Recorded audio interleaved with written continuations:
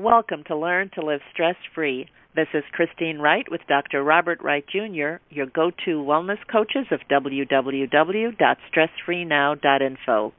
Our featured guest today is Carol Ann Liaros, speaking on upping your psychic game by learning to read auras.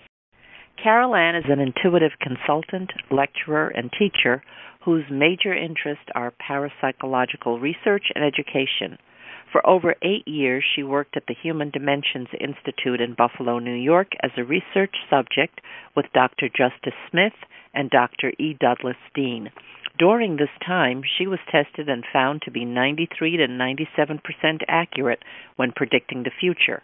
Later, she went on to become the founder and director of Creative Community Institute, which is still in operation today.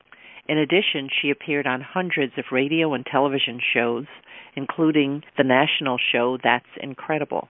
Carol Ann also appeared in the documentary movie Inner Spaces, narrated by Edgar Mitchell, who was the sixth astronaut to venture to the moon. Also hosting her own weekly and cable television programs in Western New York for a number of years kept her in the regular spotlight, further sharing by teaching the simple truths that we are all intuitive.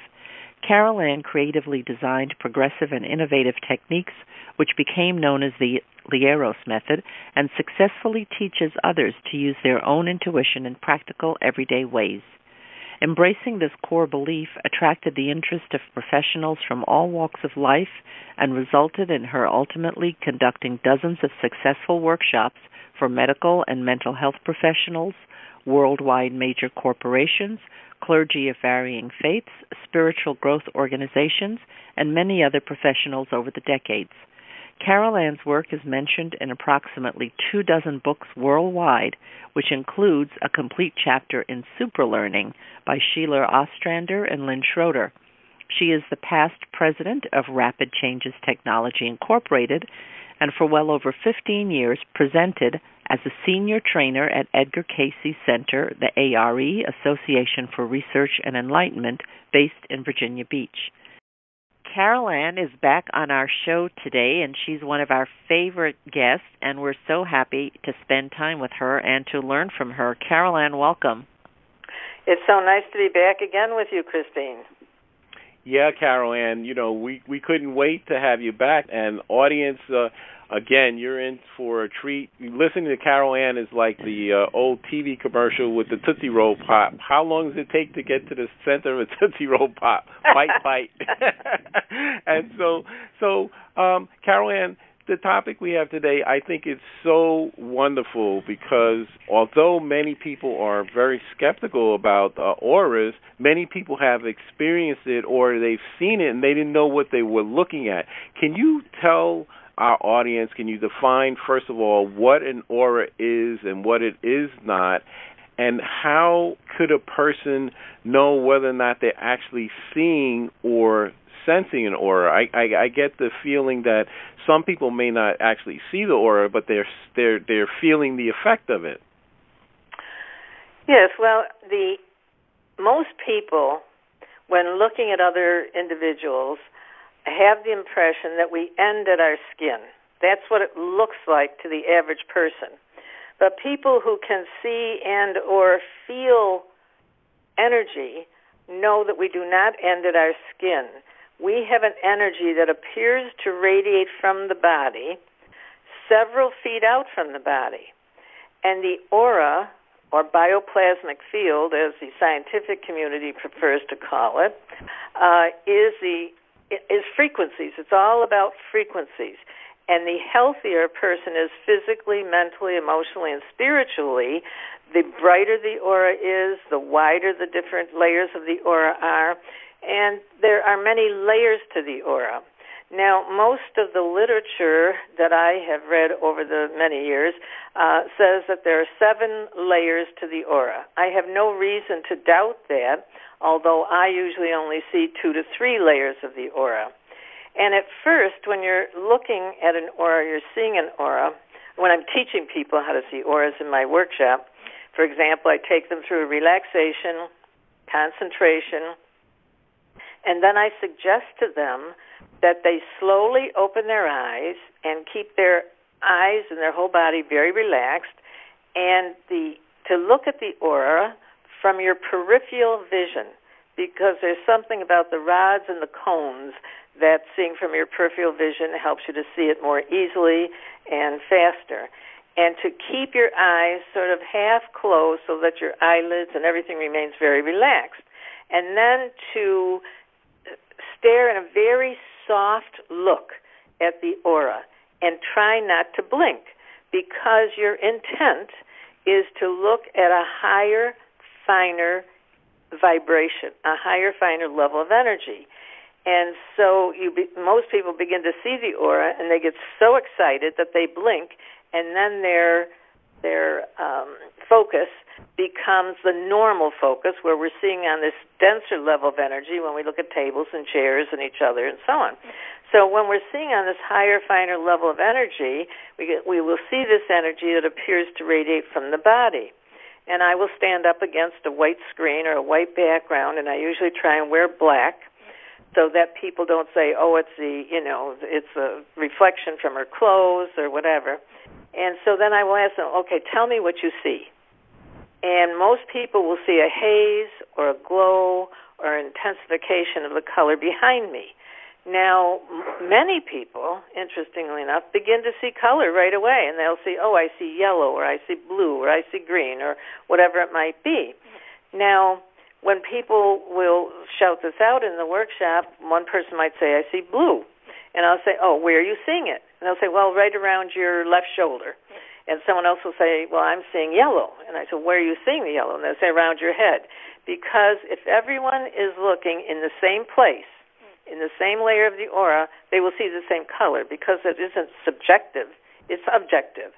Just like unless you're colorblind and you look at someone who has in a blue dress, what you see is blue. And so seeing the aura can be very, very easy for people who can relax and have the intention to see the aura. The aura is a sum total of what we are. Physically, there's a physical layer to the aura. There's an emotional layer. There's a mental layer. There's a causal layer. And depending upon what books you read, they will label each layer of the aura a different term. So there's a lot of confusion around this. I prefer to label the different layers of the aura 1, 2, 3, 4, 5, 6, 7. And so when we're talking about, aura layer 2, we're all talking about the same thing. Some people will see the aura. Those who tend to be more clairvoyant, they will see things. Other people will feel the aura. You meet someone, people who are empathetic, like you are, Bam, will meet someone and immediately want to hold them at arm's length, so to speak. They just, something doesn't feel right for them. Other people, they're very drawn to it. The energy draws them in. Because the aura is the sum total of what you are, you can't hide who you are. We are used to putting on a mask and interacting with people and laughing and talking and presenting the mask we want to, but you can't hide your aura. It just is impossible. It's laid out there for someone who can see the aura extensively. There was a woman, I believe she has since died, her name is Dora Kuntz, who could see the aura so extensively. She worked only with doctors, and she would say, well, this person had their appendix out at the age of 7 because of something she saw bent in the aura in a certain layer of the aura. And so it is a blueprint. In fact, there's a book called Blueprint for Immortality. It is a blueprint of who and what we are about. Now, Kirlian photography became popular, I should say, in the 60s, 70s, 80s, and beyond. And this is a photograph of the aura. When this process first became known, it was discovered by Semyon and Valentina Kirlian, the scientists were arguing among themselves. It's not a picture of the aura. It depends upon how hard you press on the photographic plate. It has to do with heat. It has to do with the sweat from your hands, because they were taking pictures of the finger pads. But it was interesting when I was with I think it was 11 other psychics, and there were about a dozen scientists, and they were arguing whether this was an actual picture of the aura, and all of the psychics agreed because the Kirlian photograph showed what we saw. So I said to them, why don't you listen to us? Because we know this is what we see. Now, in the Kirlian photograph, the aura, again, appears to radiate from the body, when in reality, the body, your physical body, is the radiation from all the layers of your aura. So the first layer of the aura would be the last one out. That would be, the first layer of the aura, then the second, third, fourth, fifth, sixth, seventh, and then the physical body. And so an illness shows up in the aura before it hits the physical body, which absolutely verifies what I see and what I know is true, that, our body is the end result of these radiations from this first layer of the aura way out there. Because you answered my question before I could ask it, Carol Ann, because it just seemed like a natural thing that if the aura is the sum total, that you would be able to see illness or disease in the aura. Correct. Yes. Yes, there's a man, his name is John Parakos. He's a psychiatrist. He used to be in New York City. I don't know if he's still there.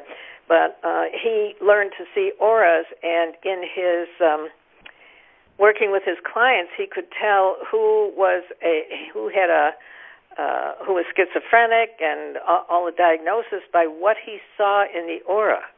And when he did group things with people, and he could see what was going on in the group, or in therapy sessions with spouses, he could see that one of the spouses actually put up a wall, and so didn't connect with the aura of their spouse. All kinds of fascinating things like this. So if we pay more and more attention to these subtleties, we will get more and more information about our environment, about the people who we come in contact with, who is someone who drains energy from us, someone who is going to be positive in our life, those who are going to be negative in our life. It gives us so much information that we are missing. Carol Ann, as I was listening to you speak, it made me recall, I'm trying to think of the proper phrase to use. What I'm trying to get at is that there are many in the scientific community that have been very reluctant to accept this information, but the new research in particular on consciousness, even some very hardcore people who in the past, as the new findings have come in on quantum science, et cetera, they are spouting first-person research, second-person research, where before in the past it was if something had to be third-person objective, that they're seeing the light, if you will. And so my question to you, based on the experience that you've had interacting with people and scientists and all this testing that's gone on in that area, why do you believe that there's been so much foot dragging, that even when confronted with hard evidence, 20 people in a room saying, I see green, and then the 3 scientists saying, well, it can't be green, it can't be.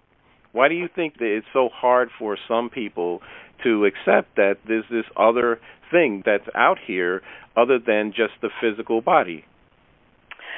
Well, I think there are many reasons. There isn't just one. And one of the reasons that I observed is because there are some people, and now we're talking about the scientific community who do not like change.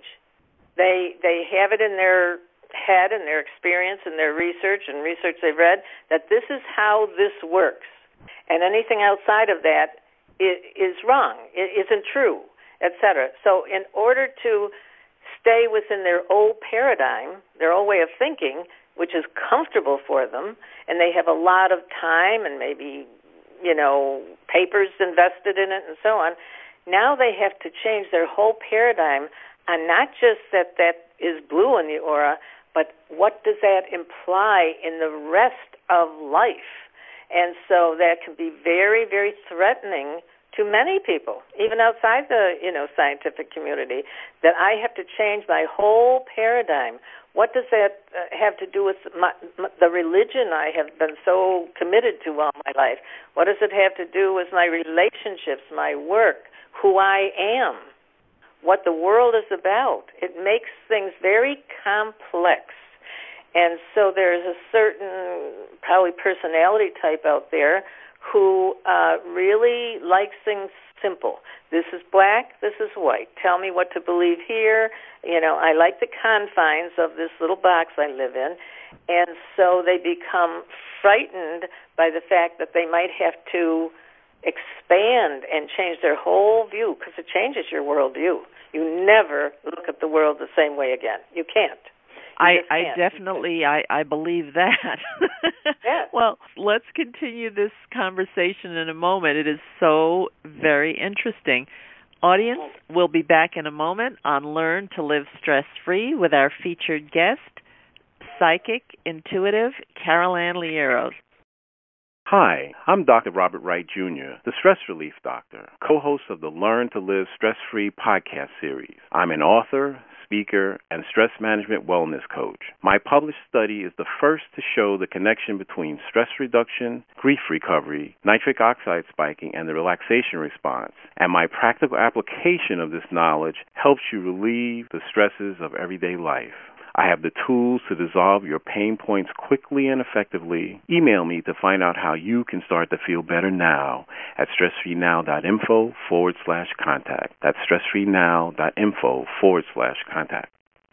Have you been procrastinating about completing an important project or pursuing a treasured dream? Christine Wright specializes in helping her coaching clients to lay out clear, elegant strategies. She shows you how to quickly build your confidence to uncover and eliminate your habitual patterns of resistance and self-sabotage. Christine helps you discover those meaningful insights that will get you to do what works so you can celebrate your successes. Go to stressfreenow.info/contact to let Christine know that you're ready to live your ideal life now. Again, that's stressfreenow.info/contact. Welcome back to Learn to Live Stress-Free. We're here with our featured guest today, Carol-Ann Liaros, discussing auras. Carol-Ann, before the break, you answered a huge question. I don't know if you took it as a huge question, but your answer that the underlying resistance has to do with the paradigm shifting and belief and the problems and complexity that would result if they or accepted this new information that auras exist, intuition exists, etc. That actually makes sense because there is a lot of research which shows that once you shift the paradigm, what you're basically talking about, it would be the difference between trying to put three-dimensional glasses on a two-dimensional item. And so the difference between the 2 dimensions and 3 dimensions it's an order of magnitude that's mind-boggling. So it shifts everything. And I think you really hit the nail on the head there. I hadn't thought about that. Thomas Kuhn wrote the book about paradigm shifting, scientific revolutions, and how throughout history that there has been resistance. So I want to thank you for your answer. Oh, thank you. That's what I have observed. I mean, for example, once I experienced out-of-the-body experiences or astral projection or remote viewing or whatever you want to call it, where there was my body and then I was outside my body looking at it and realizing, I'm in two places at once. I never feared death again after that. How could you? I was out of my body and it was easy. I twirled out the top of my head, and I have a feeling that is how death happens because it's easy to leave your body.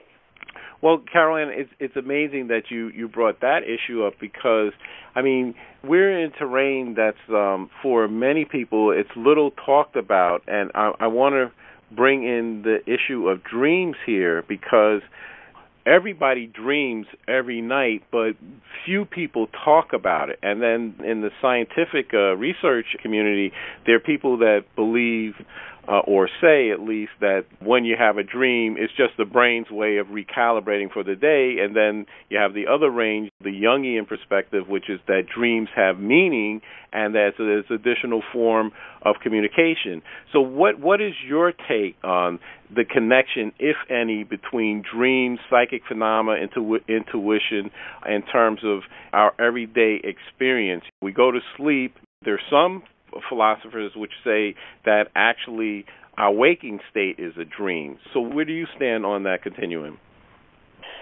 Well, I think that dreams are a really good area for people who find they're very preoccupied during the day. They have heavy responsibilities, maybe in their job and or their family, etc. And so when they go to sleep at night, that's when the filtering system between the unconscious and the conscious sort of dissolves. And I think that's why some people have very psychic dreams. For example, I do a lot of psychic work during the day. So perhaps my dreams aren't as psychic as someone else's because I'm using it even during the day. And so there's some people who tell me their psychic ability only works through their dreams. And I think there's several facets to the dreams. I'm not an expert on dreams, but I think one of them is it's like a computer. You know, you're sort of downloading what has happened during the day, and you're putting it into the trash, so to speak. You're actually working out things that didn't go right during the day or did go right during the day and things you were involved in. That would be one layer of the dream. But I think some of the dreams are definitely psychic dreams. I remember one time, and I usually don't remember my dreams, so for me to remember the dream is unusual. I had a dream that my husband, who wasn't my husband at the time, was talking to someone, and they were arguing, and I knew what they were arguing about because I could hear them, and I could see them. And later in the day, when I talked to him on the phone, I asked him, I said, this morning, at about 7 o'clock, whatever time it was, were you arguing with someone, a man who was short and bald and blah, blah, blah? He said, yes. How did you know? Were you arguing about this? He said, yes. How did you know? Well, I was dreaming it. So someone who says that psychic things don't work through dreams is absolutely wrong. I believe that there are wishful thinking dreams, too. You know, so there are many facets to the dream. The man that I taught with at the A.R.E, the Edgar Cayce Association for Research and Enlightenment, Dr. Henry Reed, his particular area of interest and expertise were dreams. And he had designed this thing he called the dream ceremony. And during our workshop, he would divide the people up, there were maybe 125 in the workshop, and in smaller groups, and then one person would volunteer to be the target. And they would have a problem that they wanted some insight into. And so the other 7 people or 8 people in the group were given their name written on a piece of paper, just their name, and were instructed to dream about this person's problem and any insight. And it was astonishing. It was incredible. People would say, well, I usually don't dream, and they'd come back the next day, and they would remember a dream because they had a sense of responsibility, that they had to help this one person. And so they would go around and say, okay, what did you dream? And they would say it, and they would work on interpreting it. And then and only then did the person who was the target person reveal what their problem was. And it was absolutely astonishing how that worked. Listening to it, it definitely sounds that way. And it's really curious to have that experience and to see how connected we are, because I think we aren't always aware of it and we think we're separate, but we're influencing each other all the time, which brings me to what I am curious about in terms of the aura, that your auric field can be seen by those who see auras. I'm still working on it. I don't believe I work my vision in the way to see them, but I have a sense of a person's energy or vibration when I'm around them. The colors of the aura, can someone, Carol Ann, at will make their aura a certain color? And how can we affect another person's aura with our auric field, and how do we guard against our aura changing because someone is, in a different state than we are? Mm-hmm. Well, you probably can. I've never tried it, but you probably can change the color of your aura temporarily. But the color is the end result of what's going on in that particular layer of the aura. For example, if you have cancer throughout your body, it shows up as anywhere from light gray to medium gray to dark gray, depending upon where the cancer is. And so it's this is the wrong word, but let me use it. It is a reflection of what is going on in the physical body.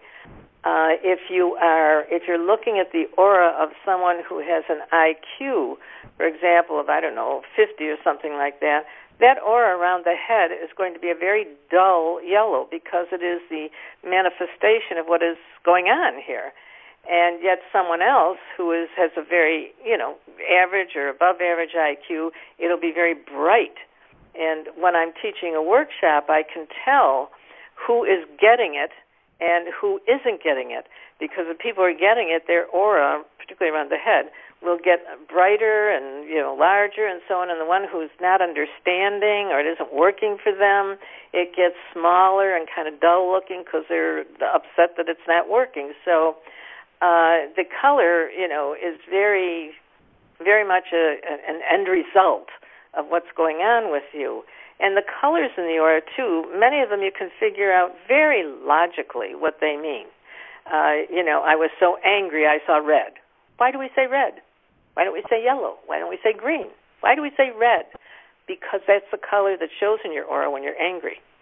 I feel blue today. Why do we use blue? For exactly the same reason. So, there's a lot of logic to what the colors in the aura mean. And your other question was about in someone terms of invading your aura or something? influencing. Influence. That if someone is seeing red, would that affect my aura, and my aura would start to pick up, or I would start to, emanate red being around this person, or would I stay in my calm, relaxed state, or does what's happening in their aura, can that affect? Well, it's very interesting. Over the years, I've worked with many therapists, psychologists, psychiatrists, and there's a definite correlation between those who are very affected by someone else who is very depressed or very angry, and they can't, they take it on and they can't get rid of it. But it has to do with boundaries. And if that person doesn't have boundaries in their everyday life, if people take advantage of them in their everyday life, if they're constantly being used by other people, they can't say no to other people, it's a boundary issue. And when you get into this other level of awareness, it's a boundary issue. So you can be aware that someone's angry by seeing the red, but if you have good boundaries, you won't take it on. Carol Ann, this is great. I'm so glad that you brought this issue up. Christine has been mentioning this word boundaries over the past 9 months quite a bit.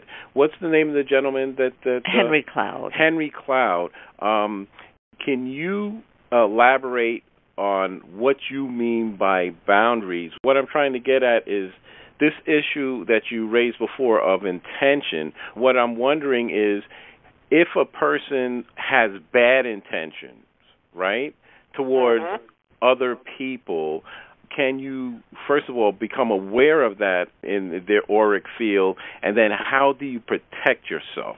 Because when a person has bad intention, doesn't matter if you're doing a business deal, doesn't matter if it's another student sitting next to you in class, or if it's a person you're on the bus. Because I think as you mentioned, we all had this experience. You walk into a room and the hair goes up on the back of your neck. Yeah, right. That's bad news. Yes.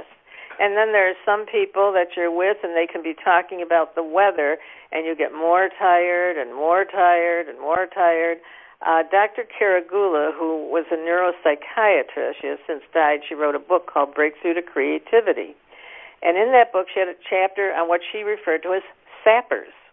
And these are people who literally suck the energy out of your aura. Here you are feeling fine physically, mentally, emotionally, and spiritually, and this person is not feeling so wonderful. So they, as I said, you could be talking about the weather, and you become more fatigued and more fatigued and more fatigued, and they are feeling better and better and better. In fact, these people usually love to be in crowds, they don't like to be alone because they suck up the energy from other people. Now, this was written by a neuropsychiatrist, so anyway, and I'm sure most of us have had that experience, and they can even do it over the phone. You're talking to someone and feeling very depleted.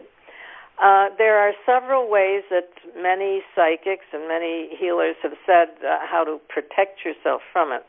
And the one that I think is the most positive, and the one that I would teach in my workshops and do, is the one where we become aware of the opening in the top of our head, because there is an opening up there in the crown chakra. And being aware of this cleansing, purifying, healing light of the universe, of God, whatever label you put on it, drawing that into our body through that opening in the top of our head and filling our entire body with that cleansing, purifying, healing energy. So it's radiating out of every pore in our body. So if we do that while we're brushing our teeth, while we're getting dressed, while we're sitting in the dentist's office waiting to go in, or wherever we are, that keeps the frequency in our aura very high. So if there's someone who is sucking that energy out of your aura because you have that connection where this energy is constantly coming in, you may be aware of the energy leaving you, but it's constantly being replenished. Now, somewhere in the Bible, I believe that someone touched the hem of Jesus, and he knew it because he felt the power of the energy leaving him. And someone, I think, who needed healing had touched him. So that's what they do. Now, as Dr. Carol Gula, I think in her book and then other conversations I had with her, she said that usually sappers, people who are really big-time sappers, are usually very self-centered people who are very aware of themselves and very much play a victim role. And so there is a profile that goes with these sappers. So that would be my way of suggesting to people they protect themselves. That is a lovely solution, and that's a lovely way to wind down our show. One of the things that Bob and I like to do, and you did that so well here, is to offer solutions and alternatives. Yes. And I think it is so important, as you said, to be clear about our boundaries. And if we see someone who's a sapper, to avoid them and to go towards the person who brings our energy up. And I think having practices that enhance our health, that as many of those things as we can put in the day, the better it is for us. Yes, that's right. That's right. That's what it's all about. We can be a healing presence in the universe anywhere. We just don't have to say, "Oh, I'm going to do a healing for you." Just our very presence acts as a healing for people. Wonderful. Well, Carol Ann, thank you for being with us today. As always, we enjoyed having you on the show. Well, thank you for having me. It's a delight for me. Well, Carol Ann, so much of what you said is so amazing. I just have to sneak in one last question, and that question is this. This is something that has puzzled me. There are many people in our world who help other people, and it doesn't matter what type of service they get to give to others, but what has puzzled me is that when it becomes their turn to receive help, they have difficulty being good receivers. Can you tell me whether or not, in your view, does any of that have to do with the aura or any of this thing with vibes, or is this just a personality defect? Well, I think it has to do with the fact that the person who wants to help other people and is constantly helping other people, but finds it difficult to receive it. I think frankly, it has a lot to do, maybe not everything to do, but a lot to do with ego. They want to be perceived as someone who gives and is so generous with, whether it be time, energy, talents, whatever it is. But if they have to receive it, they're afraid that people will think less than of them. And I think it has to do with ego. So that's a pride issue. That's a pride. Right. Okay. Right. All right. That's Christine reminds me that's one of the is that the 10 things or 7? That's the 7. Is it called 7 deadly sins? The 7 deadly sins. Yes. Oh, okay. Yes. Okay. What are they for our audience and for? You're putting me on the spot. Sloth, envy, pride, etc. Okay.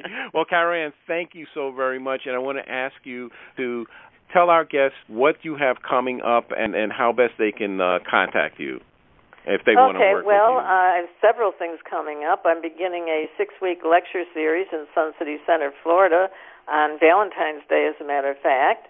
And I am doing a metaphysical expo with a metaphysical group on March, I think it's 11th, where I'll be doing mini readings.